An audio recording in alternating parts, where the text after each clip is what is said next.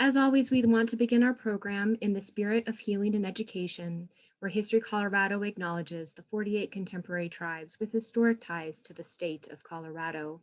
These tribes are our partners. We consult with them when we plan exhibits, collect, preserve, and interpret artifacts, do archaeological work, and create educational programs. We recognize these Indigenous peoples as the original inhabitants of this land. Once again, welcome to Join Up, everyone, where every month since last October, History Colorado has been exploring equine culture in Colorado through community-driven presentations like this one tonight. This is all for the purpose of developing an exhibition about the human-horse connection at History Colorado that will open later on this year. And we thank Kathy Carpenter D. and Peter D. of the D Family Foundation for their support in this initiative. My name is Tamar McKee, and in addition to coordinating Join Up with my History Colorado colleagues, I hold a PhD in anthropology with a focus on the historical and cultural dimensions of human-horse relationships. There's so many ways to say that sometimes. But there is only one way to say that I am also a lifelong Coloradoan and horse person, no stranger to rodeos, racetracks, and trail rides. I just want to thank you all for the opportunity to run this program about horses for you. It has been quite the journey, and I am so grateful for the opportunity to translate it into an exhibition that you can come and visit in person later on this year. I am also joined tonight with my History Colorado colleague, Corey Ayanaji, who will help field your questions in the chat box, along with any other online program needs that might come up. Corey is also joining up as the manager of the Ballantine Gallery at the History Colorado Center in Denver, the destined exhibition space for this whole initiative. Thank you, Corey, for being such an awesome colleague on this journey. We are here tonight as the sixth and final program in the Join Up series. As mentioned, on a monthly basis, History Colorado is inviting scholars, equestrians, ranchers, and others to join up for a series of programs that will examine different aspects of horse culture throughout Colorado history and the American West. We originally planned to do all of this in an in-person 2-day symposium, but had to pivot for the pandemic into an online program series with the community forum touch. This is all for the ultimate purpose of planning an exhibition at the History Colorado Center this year. So by being here tonight, folks, you are all a part of how this exhibition will come together. A few notes about how the program will go tonight. We will have 2 back-to-back presentations with biographical introductions to start each one. During the presentations, you are invited to use the chat box to ask questions. We will then pose them during a Q&A session that will round out the program. Please also know that this program will be recorded and indexed to serve as information for the exhibition's development. So please be aware of this archival collection going on as you enjoy tonight's program. If you have any questions or want to share information, but not in tonight's recorded format, please feel free to email us or call instead. That information is on the slide before you. Now, we delve into the presentations tonight from 2 outstanding scholars in the field of history and the American West. First, we will begin with Dr. Andrea Mott Glessner and then move into a presentation by Dr. Leisl Carr Childers. I will begin with introducing Andrea Mott Glessner and reading her bio. So Andrea Mott Glessner received her PhD from North Dakota State University in 2014. Her dissertation, Running Wild, Running Free, Changing Perceptions of Wild Horses in the American West, focused on wild horse management, changing perceptions, and symbolism of wild horses in the American landscape. Over the past decade, she has presented multiple papers on the subject. Dr. Glessner teaches history courses as an adjunct instructor at Western Wyoming Community College and is the assistant director of the Social Science Research Laboratory at Wichita State University. Dr. Glessner, thank you so much for being here tonight, and I will turn the screen over to you.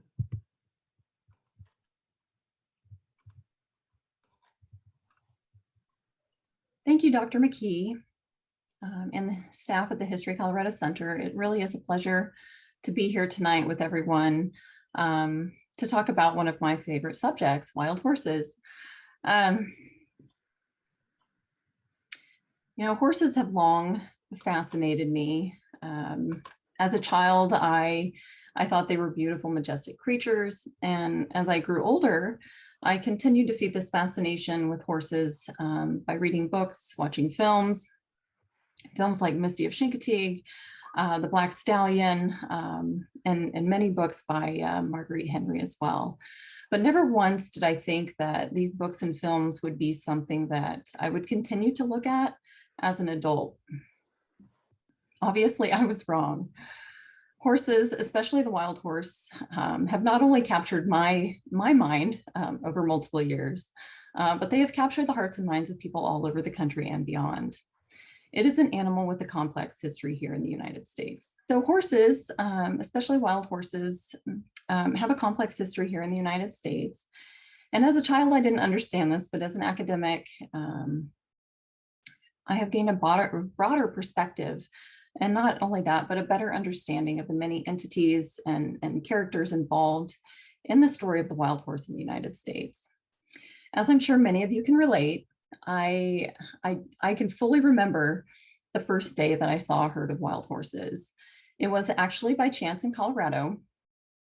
I was on a research trip on a beautiful spring day in a region in the northwest section of the state called the Sandwash Basin. The environment, as you can see from this particular photo, it seemed somewhat inhospitable, but yet herds like this were walking around, feeding on the forage that they could find, and they looked healthy. What I thought when I saw them was that they were a testament to the strength needed to adapt and survive in a land such as this. Wild horses in the United States have a tumultuous relationship with the American public.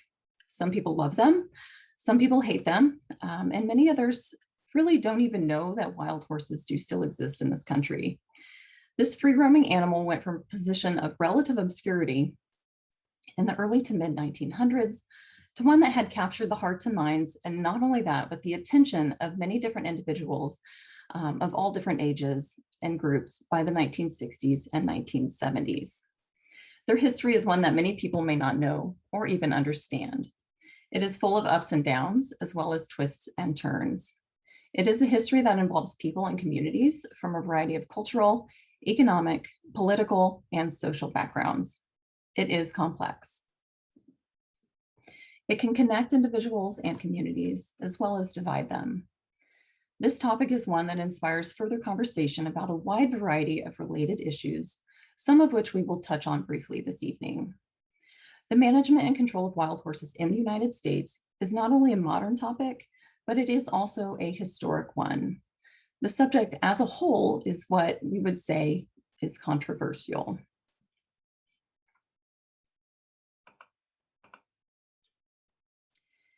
In 1909, more than 110 years ago, McClure's magazine posted an article by Rufus Steele titled "Trapping Wild Horses in Nevada." In this article, Steele states, somewhat prophetically, that, quote, "In this barren and nearly inaccessible territory, the wild horse has made his last stand against captivity," end quote. Though his words specifically referenced wild horses in Nevada, the same could still be said for all wild horses and burros still roaming the vast rangelands of the American West. Horses have been a part of the human experience for thousands of years. In North America, particularly between the 1500s and the 1800s, the horse became a tool and a valuable resource to many different people living on the vast grasslands and rangelands west of the Mississippi River. Historical records point to how the horse influenced many different aspects of society, including the cultural, economic, political, and social relationships between the Spaniards, indigenous tribes, and American settlers. The horse was a tool for advancement and a resource for those who had one, and it could change one's way of life. By the mid to late 1800s, more settlers were migrating westward. Some were lured by the prospects of gold out west, while others were entranced by the prospects allotted them in the passage of the Homestead Act of 1862. With the push westward, we see horses with different bloodlines mingle together and various traits start to emerge. By the turn of the 20th century, it was not uncommon to hear of local communities managing the horses roaming wild on nearby lands. Some individuals maintain, go back one there. Some individuals maintain that those herds were not only wild, but rather part of their ranch stock that they let loose in the off-season to roam free. It was also not unheard of for various ranchers to release stallions with high quality traits that they wanted to be passed on to future generations. And once those stallions had bred with wild mares, they could then cull the offspring and take them in as new ranch cow ponies. In this particular image, we see an old horse trap on 7 Mile Ridge in the Sandwash Basin. The picture on the left is how I found it in the primary records, but the picture on the right is one I took on my research trip in that basin. And what you can see are the similarities here and how the ravages of time have not changed it that drastically. What you see is the environment and how it was used to help horse runners capture wild horses without alarming them. By blending into the local landscape, these horse runners had a better chance of capturing at least 1 or 2 horses. In the late 19th and early 20th centuries, wild horses were a free resource. As such, if they could be caught, big if on this one, wild horses became a free and profitable resource to anyone who was willing to pay the price. It was common to have these local wild horse management groups. So this would include ranchers and cowboys who, if they needed a new horse, they could go out and try their hand at catching one off of the range. This also gave them newer stock for ranches, but it was also a way to earn money on the side. Former Mustangs, it is no surprise to many of you, but former Mustangs made great cow ponies because of all of the traits that they already had. Although many horse runners captured horses to replenish existing stock, this could of course not be said for all horse runners. According to multiple oral histories and regional studies, catching wild horses was not only a dangerous and time-consuming job, but it was also one that required a vast amount of patience. Oftentimes, these horse runners would be out on the range all day long, and sometimes they would still come home empty-handed. Individuals needed to be not only very skilled on horseback, they needed to have a horse that could keep up with the wild horses, and this was a difficult thing to come by. Only the strongest domesticated horses could keep pace with them and would work in a horse running operation. In addition, these men and women who ran wild horses needed to not only know the horses, but they needed to know the land that they were running them on. Horse runners spent a lot of time and effort to figure out workable systems for capturing wild horses. And these particular images, what you see are the images of a wing leading into the corral I showed on the previous slide. This wing is a series of dead trees put together by horse runners to look like a natural barrier.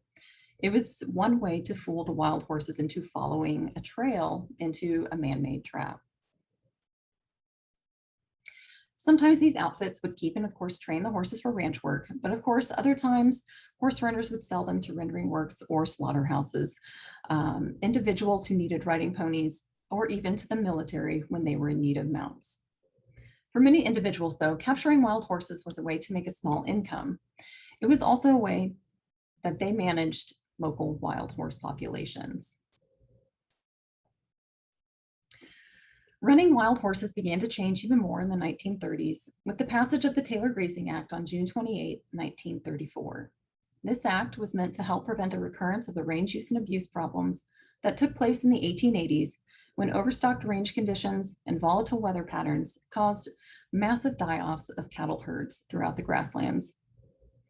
In its provisions, the Taylor Grazing Act allowed ranchers to lease public land to graze their domestic herds, which usually included cattle and sheep. As such, these animals did compete with wild horse herds for available food and water resources. Unfortunately, though, for the wild horses, they were not as economically valuable as the other two. This caused a change to take place. It enhanced the desire for many individuals to remove these wild horses from these rangelands. Their value was lower, and therefore their worth was less. Between 1934 and 1959, thousands of wild horses were removed from the range and did end up in slaughtering houses and rendering plants around the country. Most of them were bound to become chicken feed or dog food. Part of another growing industry in the United States that focused on the commercial pet industry, and pet food in particular, saw a rise mid-century as many people started to take home more dogs and cats as pets in the family home.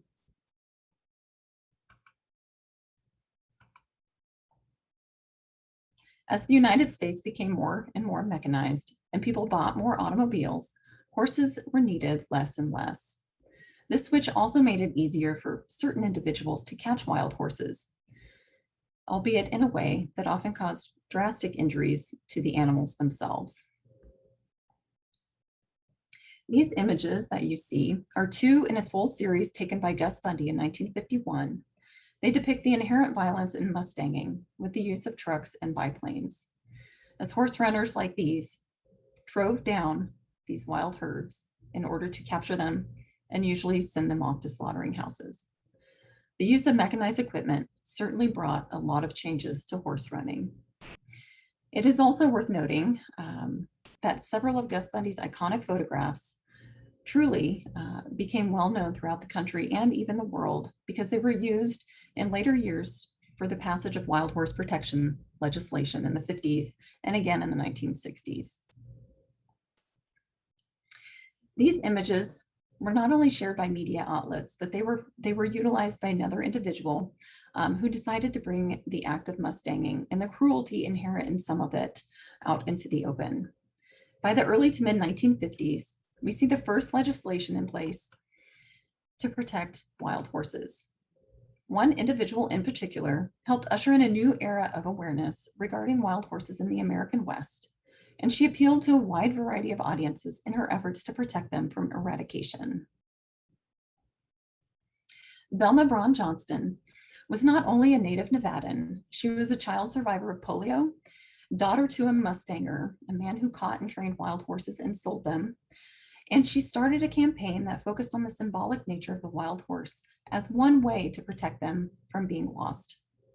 She became known far and wide by the name Wild Horse Annie.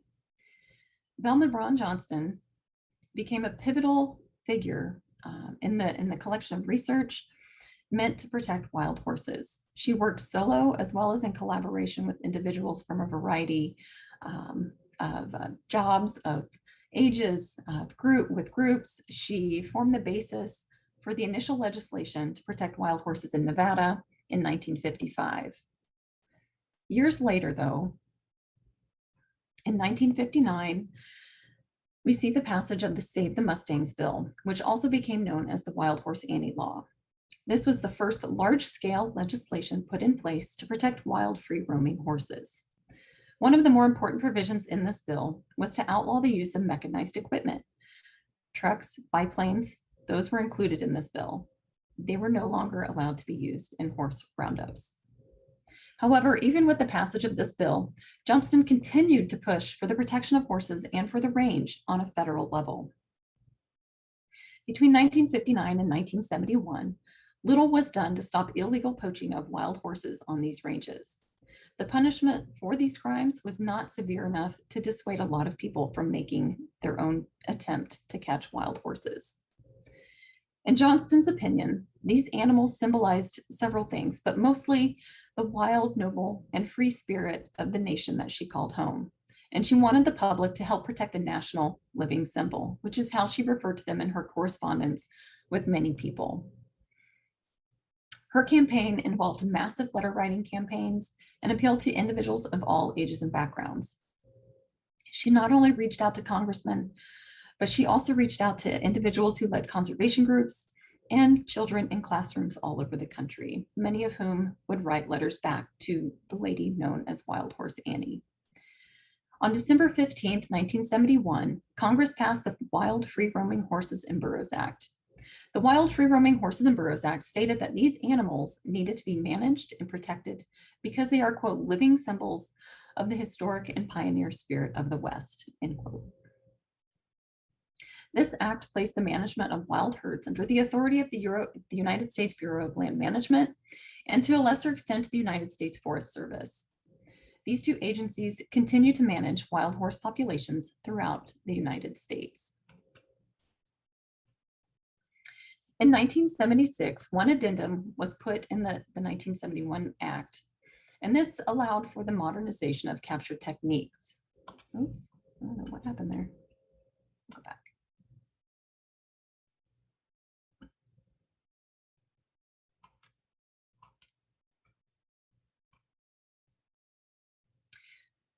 This addendum included mechanized roundups, which added that they could use helicopters. This was implemented because it was much more costly to try and control populations using the old method on horseback. Not to mention it was hard to find qualified individuals to do so. And as such, the equipment was needed to keep both humans and animals safe from injury. In this image, we see a helicopter pilot rounding up horses into a wing trap. So you see the horses running in front of the helicopter. One of the changes between a helicopter and a biplane is that a helicopter could go much more slowly when capturing wild horses or bringing them in to the trap area. Clifford Hevern is a unique individual. Like Velma, his father was also a Mustanger, a man who captured and trained wild horses, but his father was actually famous for doing so. In his opinion, it is extremely difficult to combine two careers, capturing wild horses on horseback and piloting. Yet his experience with a renowned father who was a wild horse trainer and his experience in the helicopter pilot while flying 2 tours in Vietnam gave him a lot of experience in the cockpit. Horses tire easily when caught in methods like this. Most pilots don't understand horses, and it is very easy to tire the horses out. As Cliff would say, you have to know when the horses are going to quit you, so you know when to back off. Horse runners, whether on horseback or in a plane or a helicopter, in Cliff's case, needed knowledge of horses and the equipment that they used. It was safer for everyone and the animals if those individuals had experience in both areas. And in Cliff's case, his experience as one of the highest timed helicopter pilots in the world helped him out a great deal. Not all horse runners were the same or used the same techniques. In the early years, we see the old environmental traps that were meant to fool wild horses, but modern techniques are a little more obvious and it is harder to trick them. Therefore, using mechanized equipment, they are able to work together in a different way to bring horses in. To date, the Bureau of Land Management and the U.S. Forest Service continue to manage thousands of wild horses on herd management areas, or HMAs, in 10 different states in the country. Some of these methods are shown in these photographs.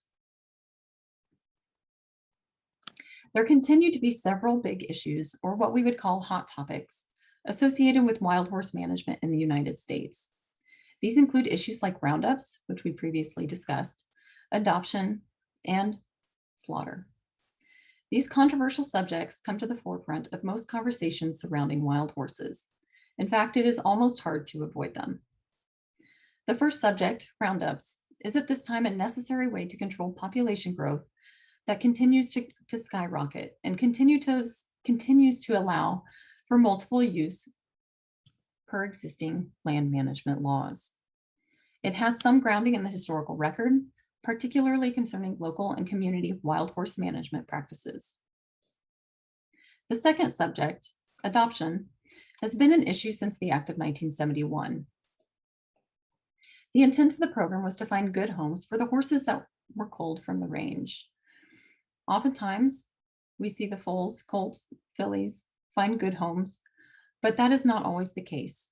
Requirements do exist in this program, and nowadays, if the adopter takes care of a wild horse for 1 year's time, then they not only receive an incentive, but they also receive title to the adopted horse. The federal government, though they place these adopted horses in many homes all over the country, does not have the funds or resources to follow up with every single adopter to ensure that the animals are being cared for according to the law. The unadoptable horses, which also number in the thousands, are often transferred to long-term holding pastures in various locations in the United States. And this is where they often spend the remainder of their days. The final issue, which is slaughter, is not one that is easy to discuss. Emotions run high regarding the slaughter of an animal as iconic and symbolic as the wild horse. The media, as well as books, films, and other works, have shaped public perceptions of wild horses for decades and even longer. It is true that wild horses were sent to slaughterhouses and rendering works facilities prior to the passage of federal legislation. At that time, it was unrestricted, and anyone could cull horses from the range and send them to these locations without reprimand or punishment. Nowadays, there are legislative barriers and laws to help protect wild horses from this ending. Although there is no easy solution to the many issues surrounding wild horses in the United States, it is one that we can continue to discuss and trying to find a common ground on. These animals remain a symbolic one that represents the historic spirit of the American West. They continue to be a living symbol of strength in the midst of adversity. Rufus still had no idea how prophetic or relevant his statement about the wild horse making, quote, his last stand against captivity would be more than a century after he wrote his article. While it is true that wild horse management continues to be a controversial subject in the United States, and especially in the states that have wild horse herds, that does not mean that there are not positive situations or outcomes that others could learn from. There will be ups and downs as well as twists and turns, but if people work together, we might be able to find viable solutions and a continued legacy of wild horses in the United States. Thank you.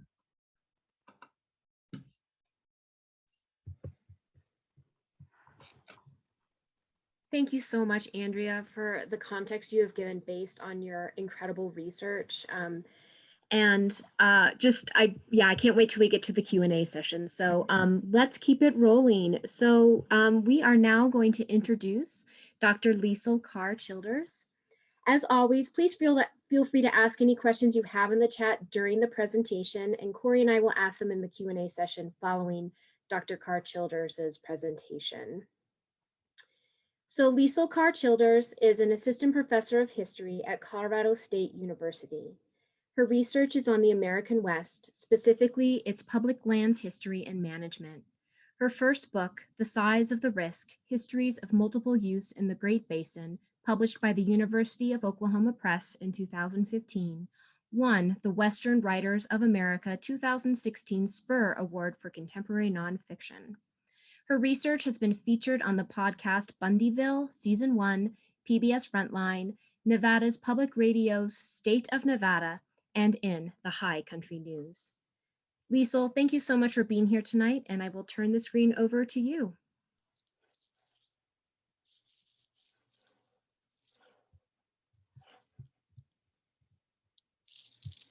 Thank you to Tamar McKee and History Colorado for this opportunity to speak tonight. And thank you, Andrea Glessner, for providing an excellent discussion of the history behind wild horse management and protection. In October 2019, former acting Bureau of Land Management Director William Perry Pendley publicly stated at a conference in Fort Collins that wild horses posed a, quote, existential threat to the nation's public lands. The audience of environmental journalists gasped and immediately penned pieces that highlighted the extinction of endangered species, increasingly catastrophic wildfire, ongoing widespread drought, and environmental contamination, and a host of other activities that in their mind posed far greater threats to the environmental health of public lands. Where Pendley set wild horses up to be the biggest and greatest crisis on public lands, these journalists dismissed them outright. This is the plight of wild horses in the public mind. Either they are vilified or they are outright dismissed. But we know that two things are true about wild horses on public lands. The first is that there are more wild horses on public rangelands than the land management agencies, the Bureau of Land Management, or BLM, and the Forest Service officially permit, and this is cause for concern. The second is that these agencies have yet to develop a sustainable way to reconcile wild horse populations both on and off the range with those official levels. We also know that all of this has proven to be expensive. with wild horse management comprising 2/3 of the BLM's annual budget. Many different groups, from advocacy organizations on both sides of the issue to land management agencies at the state and federal level, agree that wild horse management is not working well. But these groups sometimes strongly, passionately disagree on how to make it work better. My portion of this talk focuses our attention on two particular places where wild horse management occurs, the stories of how this management has occurred in these two places provides insight into how the management of wild horses is site-specific, how the past history of these herds play a part in how they are treated, and how attention to the physical and cultural contexts in which management occurs can lead to success.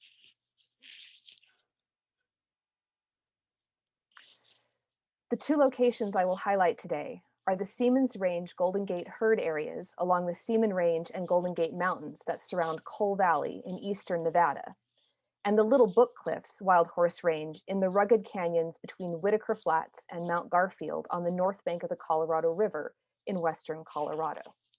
And you can see here the areas are flagged with a star. The Seaman Range Golden Gate herd area is just over 350,000 acres in a very isolated part of Nevada. It encompasses the Weepaw Spring Wilderness in the Seaman Range, and half of it overlaps with the east side of Basin and Range National Monument. There are 3 active grazing allotments that are nearby on the west side of this national monument. The herd area designation indicates that this area is federal land that the BLM has identified as having wild horse, although herd area can apply to burros too, wild horse populations, but that the BLM does not manage for wild horses officially there. Before the January 2020 gather in this area, the herd area contained at least 60 horses, a number determined by the gather itself because that is how many horses the BLM took off that herd area. The closest herd management areas, these are areas designated for wild horse management and do have an official wild horse designation, are just to the east on either side of Highway 93. The Silver King and Eagle HMAs collectively accommodate an animal management level, or AML, of between about 160 and 240 wild horses. Both those HMAs and the Caliente herd area complex to the south contain more than 4,000 wild horses as of the estimated count in 2019. The nearest town is Hyco to the south, a small town of about 60 persons, and the closest ranch is at Adovin, about 15 miles west from the Golden Gate Range. And here the star represents where the herd area is relative to major metropolitan centers like Carson City, Reno, Las Vegas, and Salt Lake City. The Little Book Cliffs Wild Horse Range is just over 36,000 acres. It is a wild horse range, an area exclusively managed for wild horses. It encompasses the Little Book Cliffs Wilderness Study Area. The range is fenced and surrounded on all sides except for the south side that faces the interstate by 5 grazing allotments. The AML of this range is between 90 and 150 horses. It is accessible off Interstate 70 via a trailhead 2 miles from the freeway exit and draws a lot of visitors who park at the trailhead and hike into the main canyon to see the horses. The closest town is Grand Junction, population just over 62,000, which is less than 10 miles to the west. The key to managing wild horses is in balancing their populations with those of other grazing animals such as wildlife and livestock like cattle and sheep, and sustaining the grazing resources that are available to all the animals that occupy these rangelands.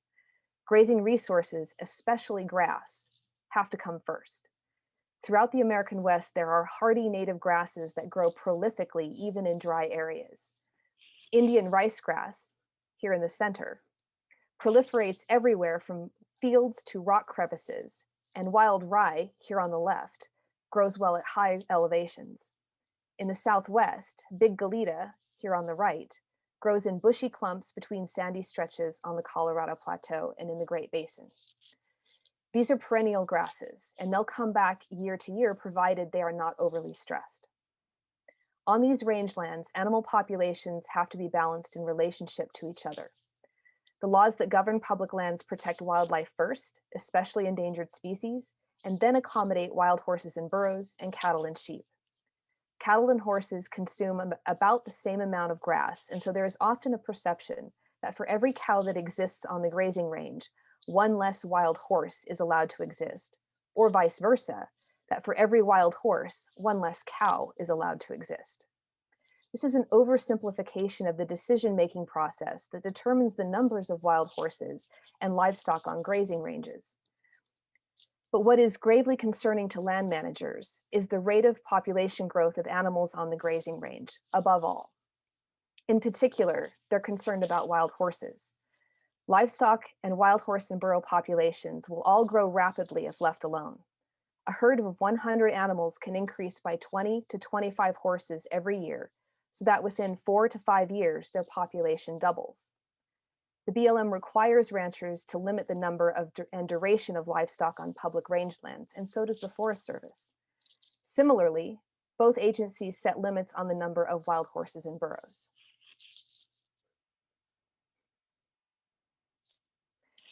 But besides grazing resources, especially the grasses, water is critical to the health of the animals that use these ranges.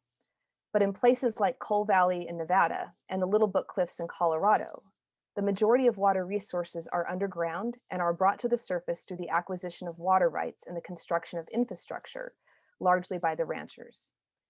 These maps briefly, on the left you see the Seaman Range Golden Gate herd area, and on the right you see the Little Book Cliffs Range. The blue dots represent, on the left, they are water rights held by individuals in the state of Nevada, and on the right, they represent a similar effect, except that within the wild horse range, they're actually flagged as springs. It turns out that states, not the federal government, control the allocation of water even on public lands. States do this with respect to federal requirements to provide water to wildlife, and that does include wild horses, but the people who develop these underground water resources do so on their own dime and on their own time, largely with regard to their livestock operations. This disjuncture between state-controlled water and federally controlled land, between privately funded and constructed infrastructure and the needs of wild horses, makes it critical that federal, state, and local entities cooperate. So here's how it works in Nevada. And this is basically a somewhat historical story, wildly condensed, that I do write about in my book.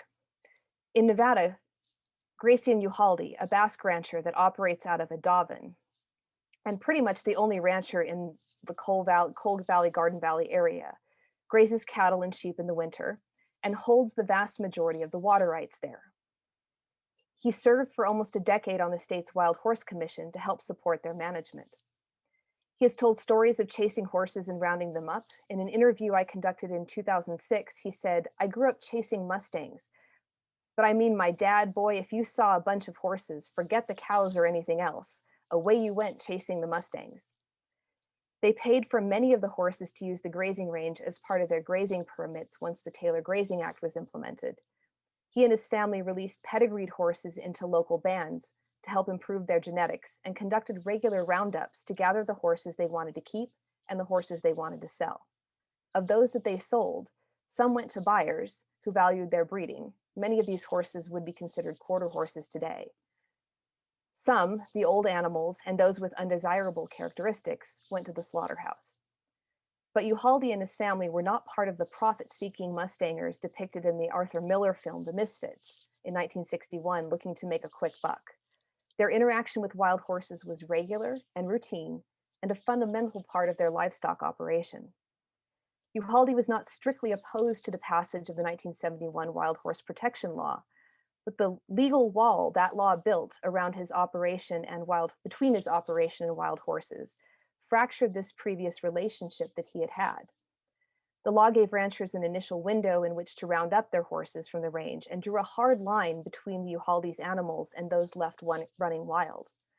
The family rounded up as many as they could, but inevitably they missed some, and those became the animals that populated the Seaman Range Golden Gate herd areas today. Euhaldi has continually sought the opportunity to influence wild horse management to ensure that their populations do not overrun their dedicated grazing ranges. His driver is the health of the land itself rather than the number of cattle and sheep he grazes. He's been a proponent of fertility control, particularly the use of the drug PZP, but perhaps most importantly, he has remained an active player in wild horse management, because in his mind, quote, "Everyone who lives here has a feeling for horses. I don't think there has ever been a rancher in Nevada that wants to see every horse gone. I know I sure don't."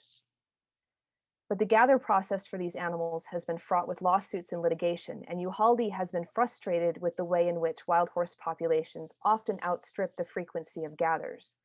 Where advocacy organizations supporting ranchers sue federal agencies to force them to remove horses, lawsuits against wild horse gatherers are usually brought by advocacy groups such as the American Wild Horse Campaign and the Cloud Foundation. These organizations are critical voices that challenge the BLM and the Forest Service and hold these agencies accountable for preserving wild horse populations. But they also often portray the issue of gatherers in terms of eradication and insist the BLM engage in a one-to-one reduction with livestock.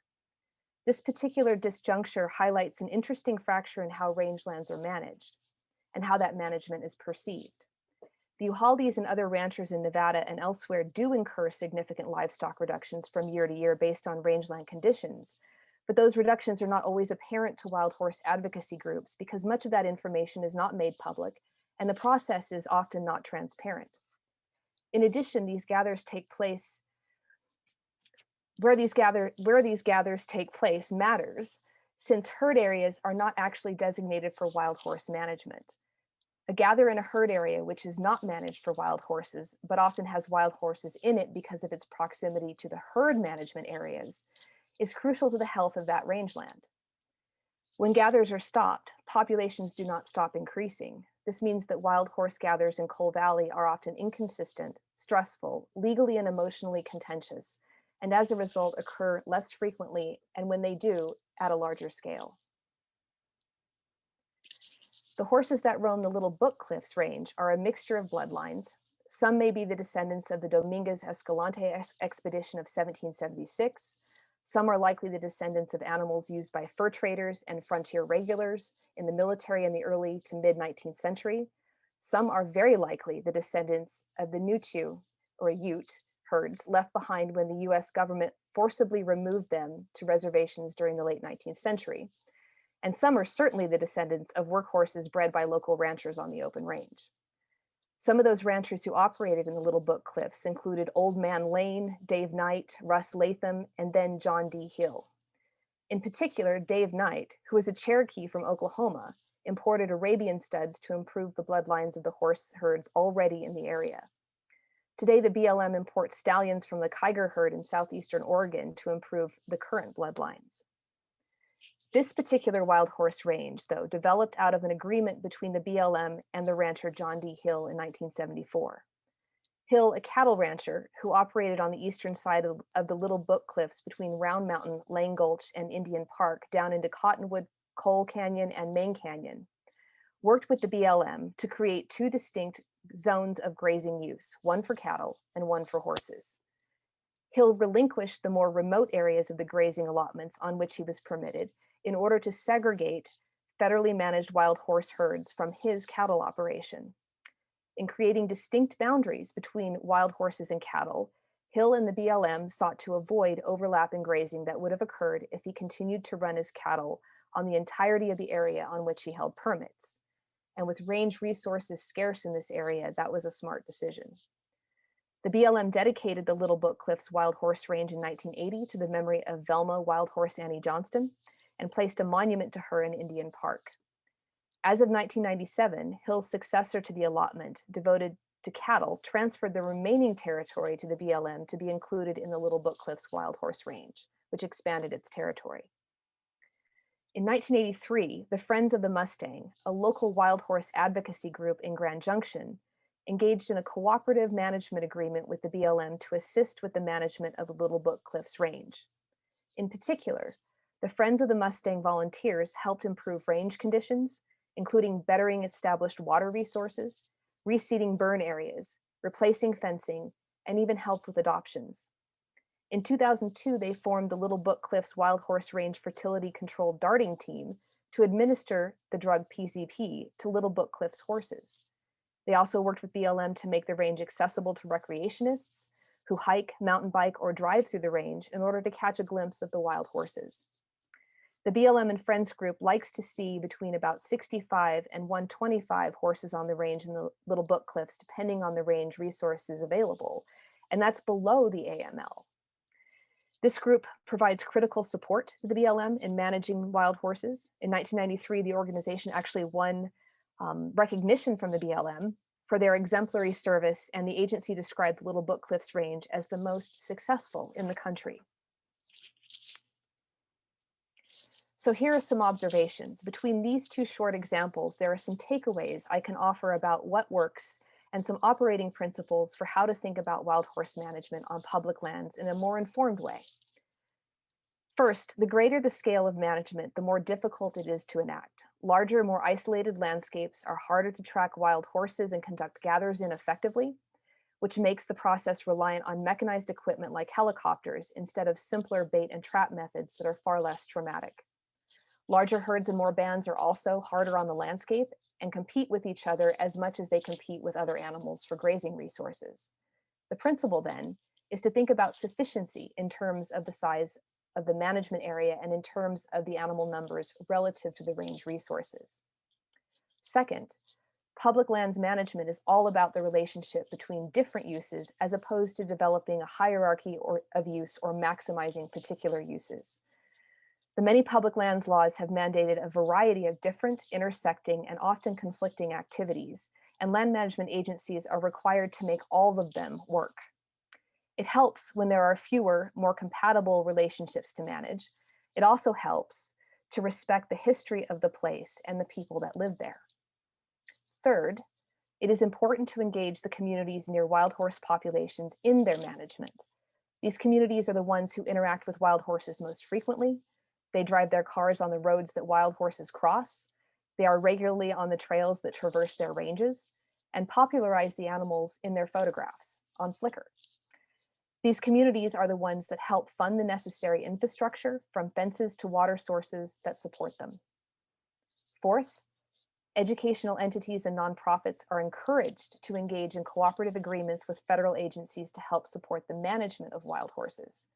Management agencies cannot manage wild horses alone. They need the support of the American people. The BLM has a current request for proposals for this round of funding right now to support anything from creating educational materials to assisting with range restoration and fertility control. And finally, fifth, and most importantly, active management is critical. Preservation of wild horses does not mean leave the horses alone. It requires intervention. Population control, whether through fertility treatments or through gathers, keeps wild horse populations at sustainable levels and ensures the long-term health of the rangelands on which they depend. Wild horses are a fundamental part of the multiple use mandate on public lands, but the agencies that manage wild horses are faced with a difficult situation.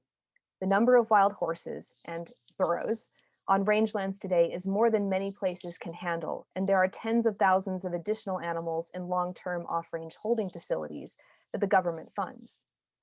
For management to work well, the numbers of wild horses on Western rangelands have to be commensurate with the appropriate management level set in relationship to all the other users of rangelands, and there should be minimal animals in long-term holding facilities. From ranchers to advocates, researchers to land managers, everyone wants to achieve this goal.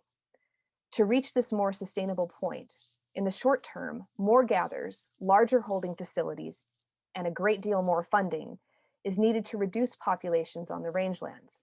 Over the long term, management agencies need more funding and personnel to conduct more frequent, smaller gathers and pay for and administer regular fertility treatments. The 1971 law passed on a wave of popular support for preserving wild horses. Perhaps we can revive that energy and recommit to a sustainable future for them.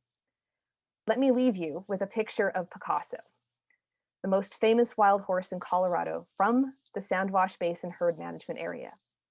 Though he is gone now, after living on the range for more than 3 decades, the hundreds of visitors who sought him out and the thousands of photographs they took are reminders of how much we all really do care about wild horses.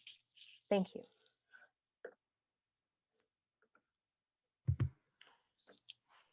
Thank you so much, Liesl and Andrea. And Andrea, I'll invite you to turn your video on.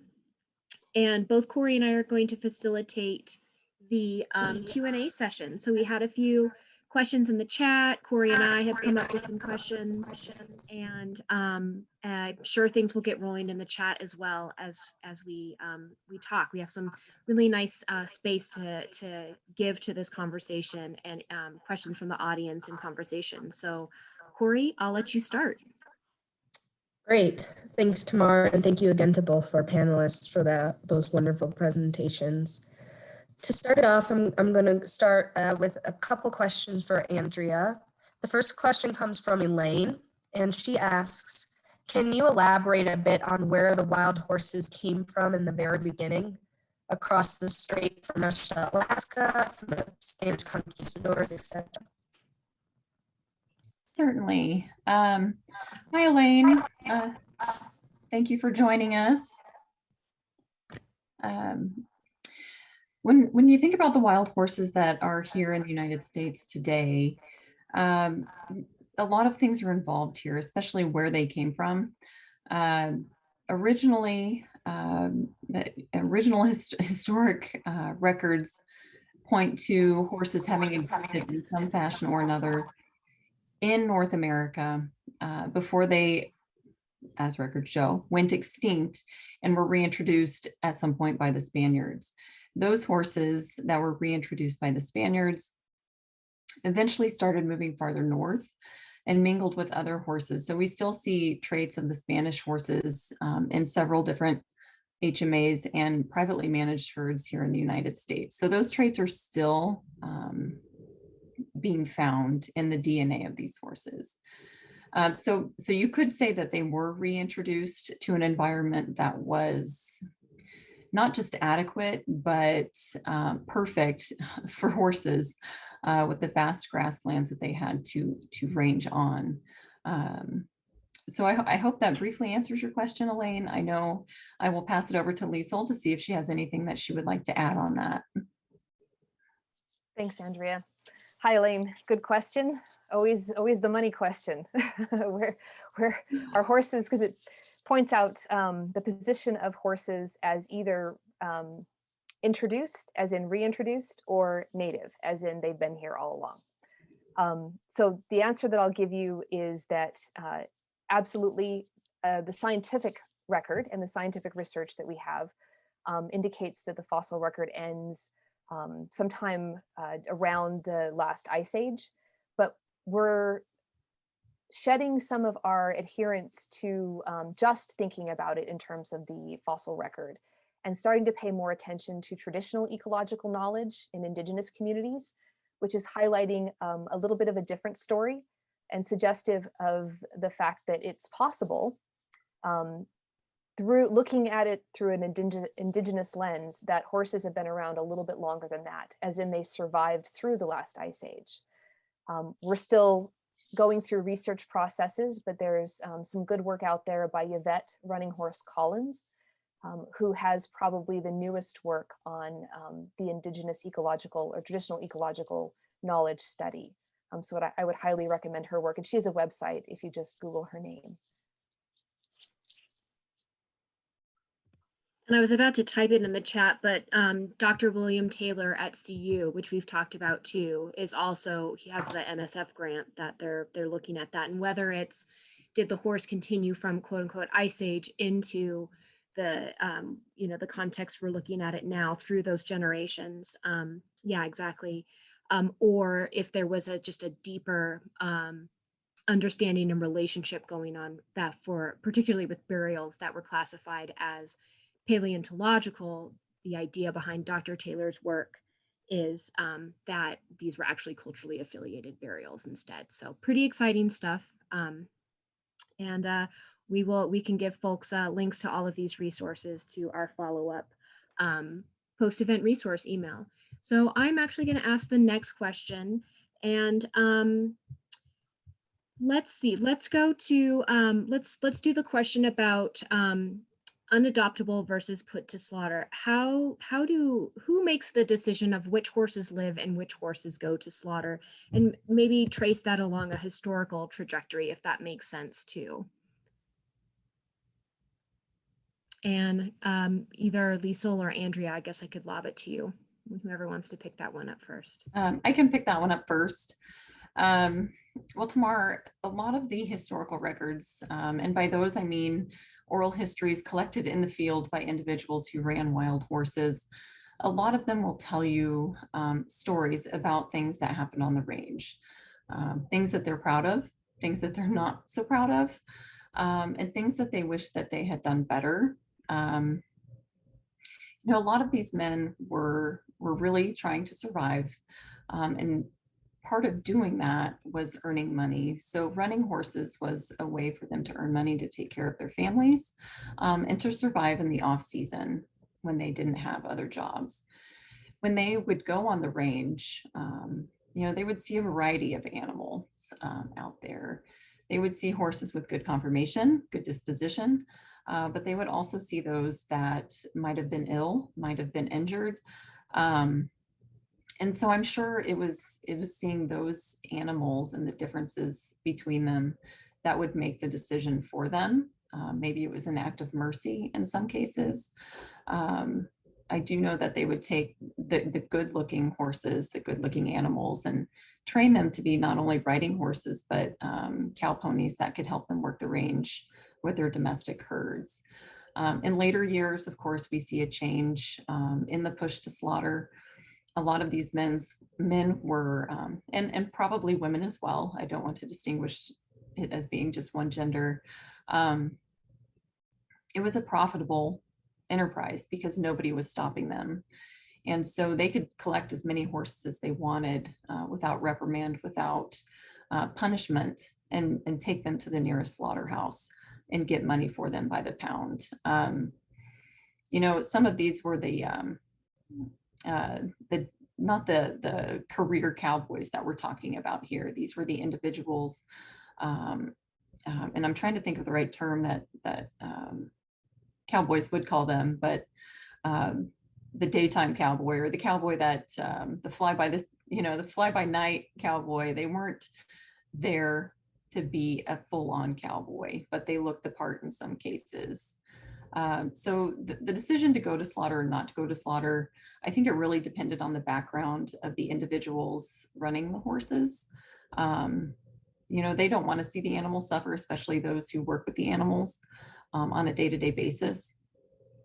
In talking with Clifford Hevern, whose father was, you know, a well-known trainer of wild horses, he would tell me that over the years, especially since the passage of the Act of 1971, he could see the decrease in the quality of horses on the range. He would say things, you know, were apparent that there was some inbreeding or other issues that were showing in the conformation and disposition of these animals. So I'm sure some of that comes into play when we talk about the issue of slaughter. Right now, of course, they are protected, and this includes those that don't have great conformation or disposition. The unadoptable ones, they also find a place. It may not be the best place for them, but they do still find a place. And I want to pass this over to Liesl because I know she can carry this into that area as well. Yeah, so the wild horses are not officially allowed to go to slaughter, and haven't been for the last at least 20 years. It's been a couple decades since the no slaughter policy has been put into place. But I'm not sure that that's been particularly beneficial for anyone because of how many horses then end up in long-term holding facilities. And we've had numerous instances of these facilities being overburdened and underfunded, and that's led to starvation of some animals and some difficulties that the government has had to sort out. The real issue is that the adoption program, although it is fantastic, only works at a small scale.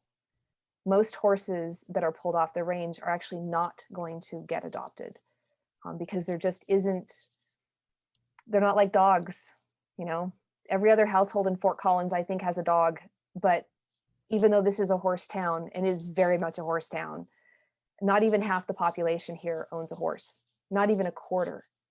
So the market for horse ownership is just so small. And when you're a horse owner of one, you might own 2 or 3, but there are limits to that because that's obviously expensive. So to compress the problem and the concern into this idea of slaughter is to not recognize the whole landscape. So anytime there's a conversation about slaughter, that's actually not what it's really about these days. It's about the long-term care of these horses in ways that are not good for them, not good for us. And that this is sort of that pattern that we're stuck in, just to extend that conversation a little bit further. Thank you both. I have a question here from Nina for both of you, and she would like to know if you both could speak to the intricacies of fertility control in these horses. I think Liesl probably has more experience with this. You know, a few years back, PZP was still just being originally tested on wild herds, and so the records at that time, they were not conclusive on how well it would work long term.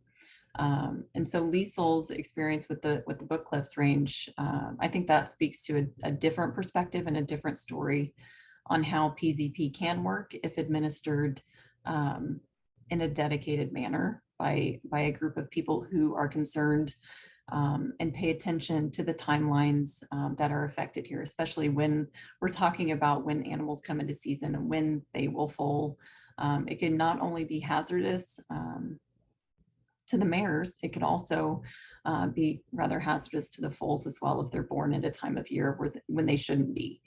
So I think studies now are a lot better than they used to be, but I'd actually like to see if Liesl's perspective on this with the Book Cliffs range as well. Thanks, Andrea. I can only add just a little bit more.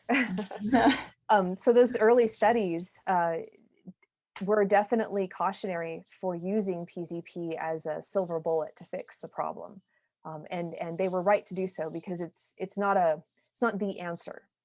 But in a diversified portfolio of management options, it becomes a very good option if it's done at a smaller scale with regularity. But that requires a dedicated group like the Friends of the Mustang in Grand Junction that has a cadre of about a dozen volunteers who know these horses, they keep the records, and they do the darting. It's hard work, and you have to be very dedicated to it. So it's not for everybody, that's for sure. But when I spoke about how involvement of these advocacy groups and their involvement being active through these cooperative agreements, that's one of the ways that this works out. I don't know how effective it is at a large scale, but at the scale of the Little Book Cliffs, which again is about 60 to 125 ideally, 60 to 125 head, it works out quite well because they're doing small scale gathers as a result every year. They're pulling off maybe 4 or 5 horses, and they have a near 100% adoption rate every year because of that. That's a great scale at which to operate.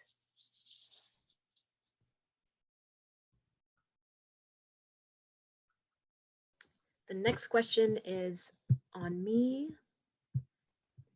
So kind of going with that question of population and managing it through various means.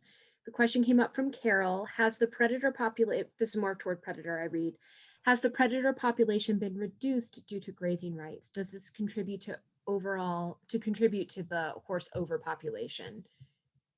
So basically the relationship between predator reduction and allowing for horses, among other adaptable animals to overpopulate. I'll jump in quickly and add a little bit to that. So it's not so much that predators are affecting or can affect the horse populations. There really is not an effective predator of wild horses. That's one of the issues. And one of the causes of overpopulation is that there is not a natural way to reduce herds via predation. In fact, humans are considered the most effective predator of wild horses on the range. So I know that sounds terrible to say, but that's honestly the truth. It used to be where maybe the only effective predator would be a mountain lion or a cougar, but you're not going to find them chasing wild horses. So it's not an effective way of population control. And Liesl, feel free to jump in on that too. Oh, ditto. Absolutely ditto. Mountain lions in particular are probably were the sort of perceived as the most likely predator, but horses don't have predator. There's no apex predator that predates on horses to the degree to which you see, say, wolves prey on sheep or something like that. So it doesn't, that's less a factor. What's more a factor is that it's useful to think of our predation in terms of, say, hunting as a conservation tool, as a wildlife management tool. It's not the answer, but it's part of conservation practices, especially here in the state of Colorado. My husband gets elk tags every year. He commits to his prey status and takes an elk whenever possible. But we're not going to hunt horses that way. We don't have that culture, and I don't think we should have that culture. But a parallel is in the gathers. You have to take population off however you can take it off. And the gathering method, for better or for worse, right now is our best option. All right, I have another question here from Sadie, and she asks, approximately how many wild horse herds are there in Colorado?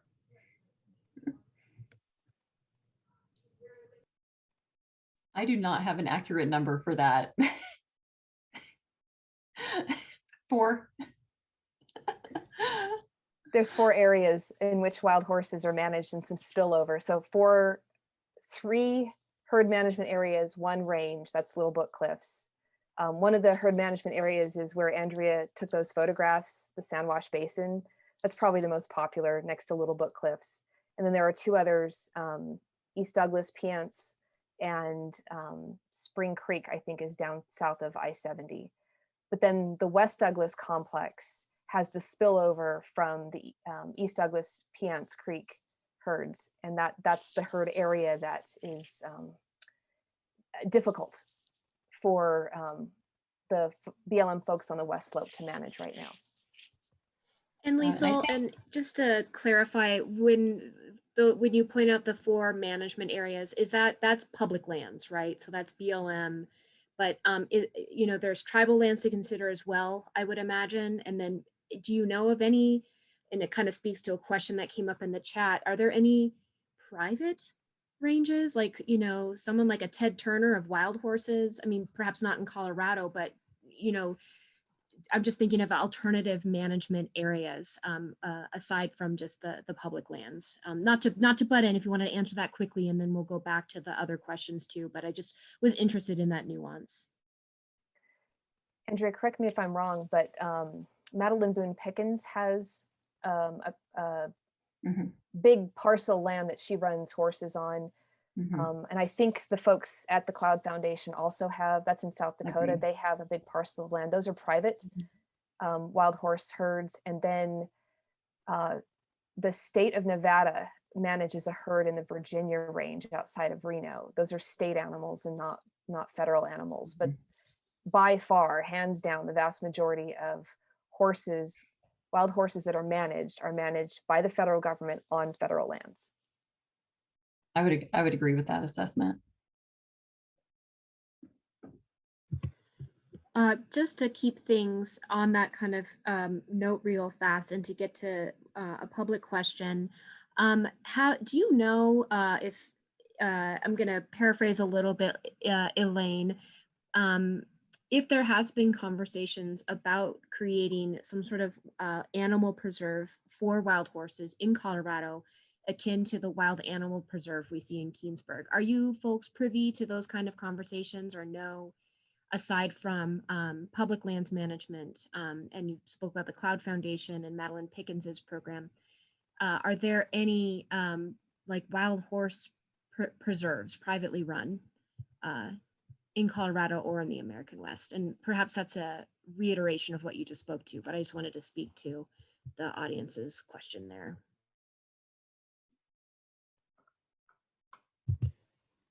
I don't know any in Colorado. I just know of the one in South Dakota, run by the Cloud Foundation, and then the one that Madeline Boone Pickens runs, but I don't remember where that's at. I think because of the way land tenure works here in the West, and how the places where you have so much public land is devoted to multiple use by and large, I don't think there are going to be too many places out in our area that are privately owned, dedicated to horses. But there are probably some smaller, I wouldn't call them preserves, but collections. And maybe we can just talk about that in terms of the off-range holding facilities. Those are the places where the rest of the wild horse population exists. Those are run by private individuals. Those are, that's a really interesting phenomenon. And if we have time, I'd love to dive into more of that. But just to get to some of our questions from our audience, from Jennifer, do the horses travel in migratory patterns? So,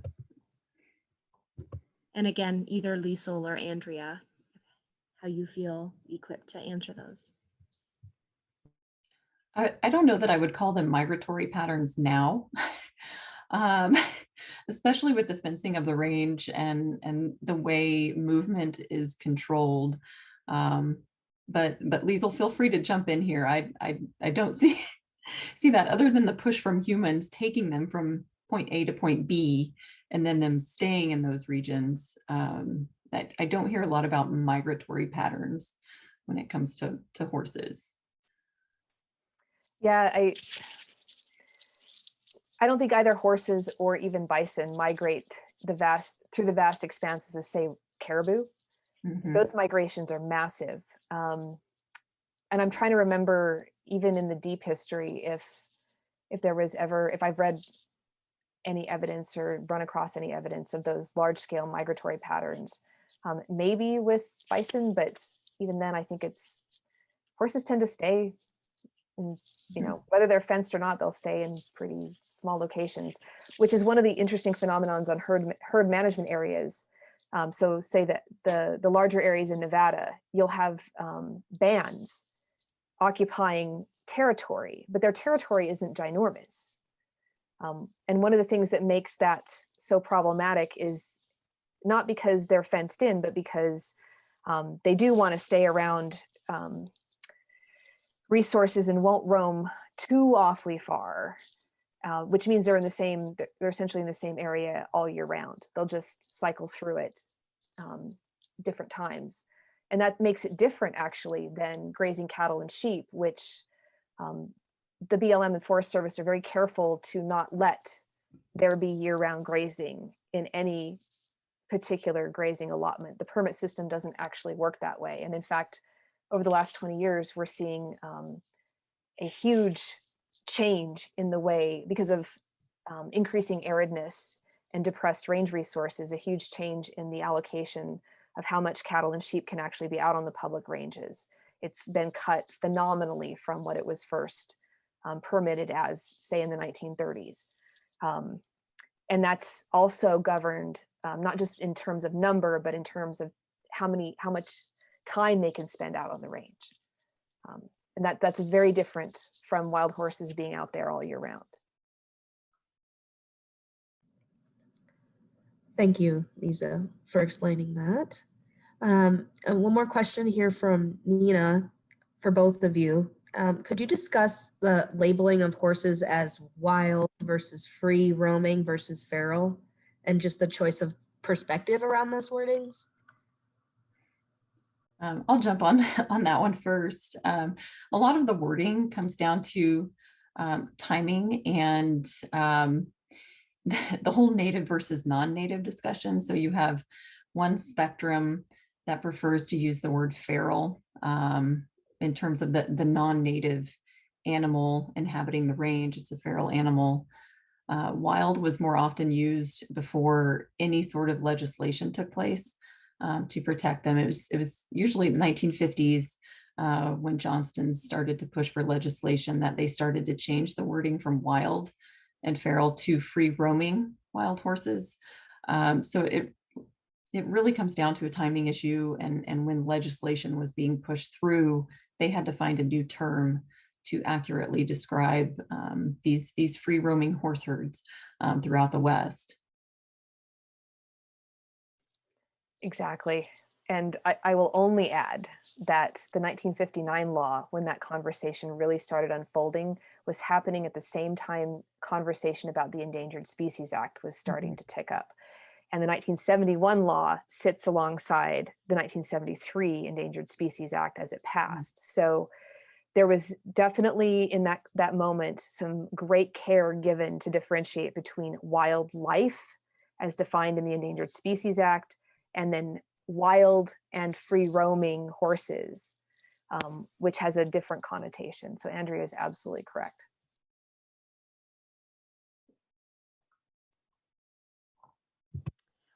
How are horses being talked about now then?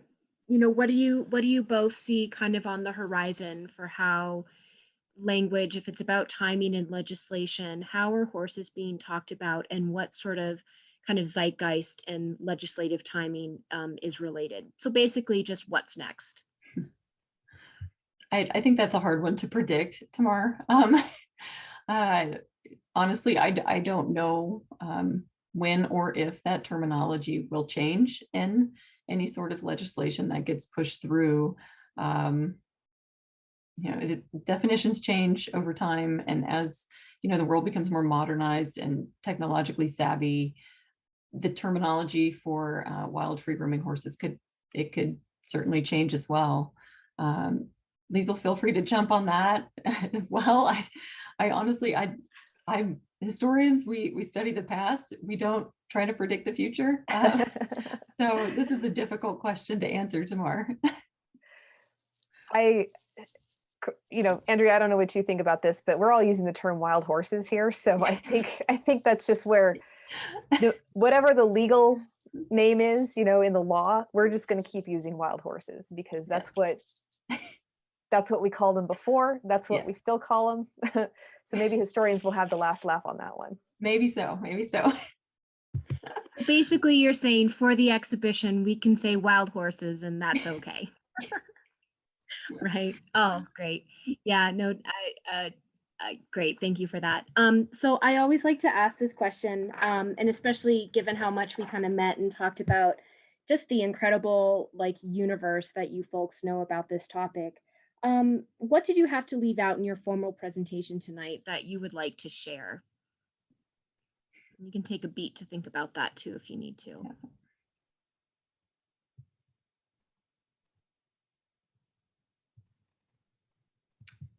That's a hard question to answer, Tamar.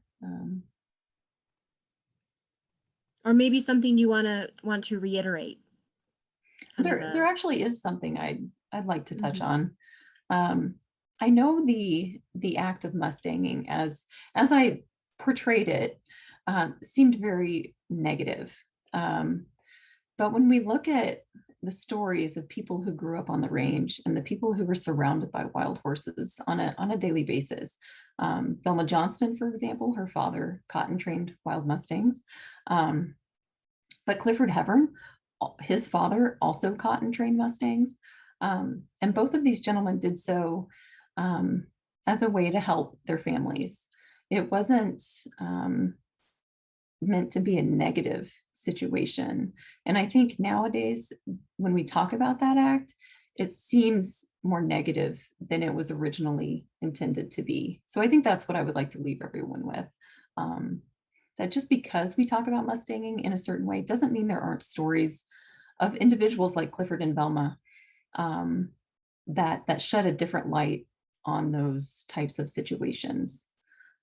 So I guess that's what I would like to leave everybody with. There's a lot that is hidden from public knowledge, particularly those personal stories that are often shared with us while we're holding tape recorders and such.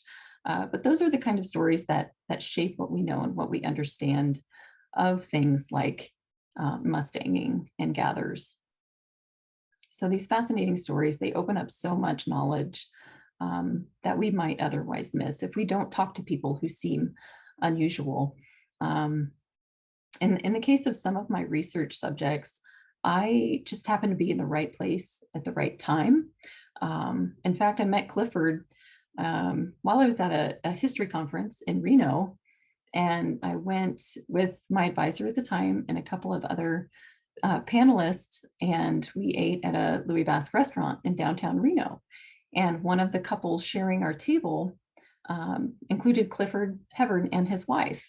And we overheard them talking about helicopters and then wild horses, and then something about wolves. And my ears perked up when I heard wild horses. And everybody else's ears perked up too, because they knew my research. And I asked him about his experience with wild horses, and that just opened up a huge treasure trove of information. And it was all by happenstance. It just happened to be in the right place at the right time. So sometimes you just don't know who you will meet, when you will meet them, and how much it can change your perspective on different things around the wild horse subject itself. So something unusual. I love that story. I love that it emerged out of Nevada, Andrea. It did. I love that. So I will follow that up though with a completely different statement, which is just a word of thanks, because it would be dishonest of me to present this as if I did all of this research by myself. I most certainly did not.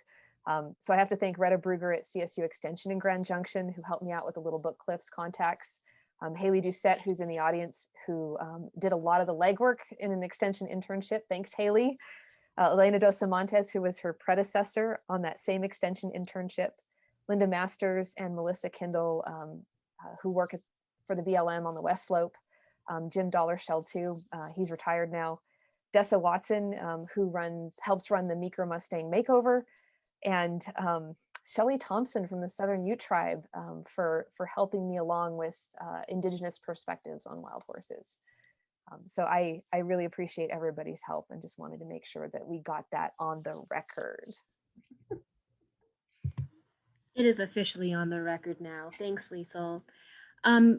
Corey and I like to ask this question. Sometimes we don't get to do that in the formal presentation. And folks, when you fill out the feedback survey at the end of this program, it's going to be on that survey as well. But we've had two questions we've asked throughout this whole horse exhibition initiative journey. We first asked them at the Rocky Mountain Horse Expo, February 2020, before the world irrevocably changed.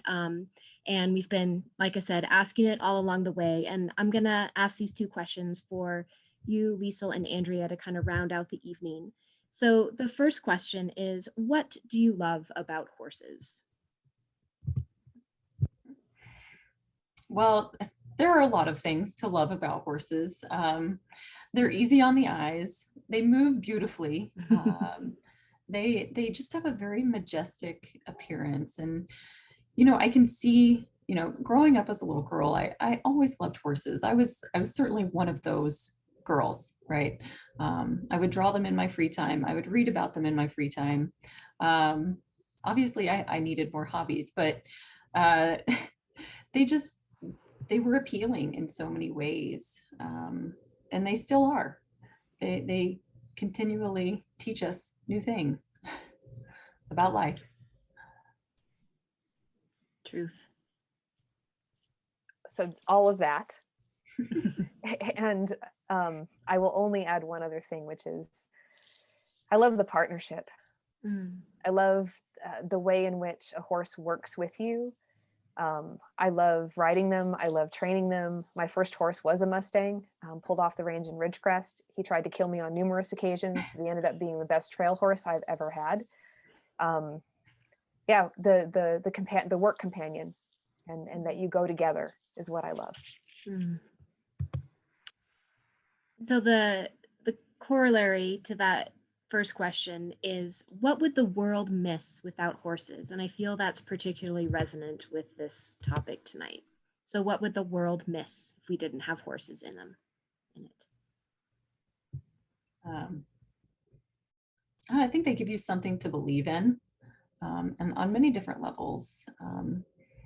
Sometimes individuals who cannot connect with people, they can connect with animals, and definitely horses in particular. I think without them, we would miss that connection, that bond that Liesl was talking about that she had. We would be missing that. Yeah, I think we'd be missing a piece of ourselves. We domesticated the dog and we domesticated the horse, not because we wanted to raise them for meat so much as we wanted partners. And so to not have them is to be missing part of the self that needs that partnership. I need that partnership with horses, and every horse I've ever worked with has actually needed that partnership with me. And that I would miss horribly. I do miss it, actually, because I don't have a horse right now, so I gotta fix that. That was well said, Liesl.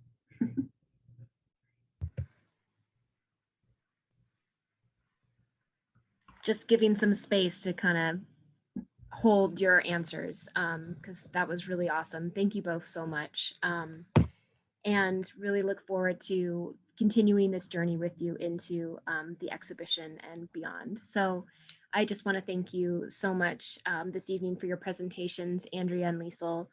What an amazing way to end this exhibition development program series. Folks, we'd love to collect your thoughts on tonight's program, like I mentioned before. So before you log off tonight, please take a moment to fill out the survey, as the results will help us inform the exhibition as well.